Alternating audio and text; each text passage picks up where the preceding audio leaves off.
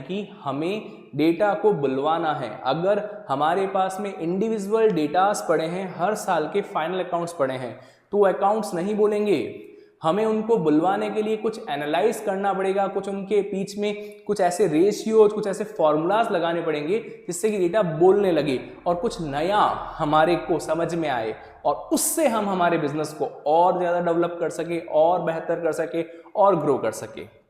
Yes तो हमारे पास में क्या होता है, जब at the end of the year हम फाइनेंशियल स्टेटमेंट्स तैयार करते हैं, तो उसके बाद में हमारे पास में टूल्स ऑफ एनालाइज नाम का एक चैप्टर आएगा। उसमें बहुत सारे टूल्स होते हैं जिसमें हम लोग सारे टूल्स को यूज करके हमारे फाइनेंशियल स्टेटमेंट को, क्योंकि वो 1 साल का है तो आप 2-3 साल का ले लीजिए, बहुत सारा डेटा लेकर के हम उसका एनालाइज करते हैं, उसको कंपैरिजन करते हैं, कुछ उसके साथ लड़ाई झगड़ा करते हैं, तो वो डेटा बोलने लगता है, कुछ बताने लगता है, कुछ समझाने लगता है, कुछ नई चीजें हमारे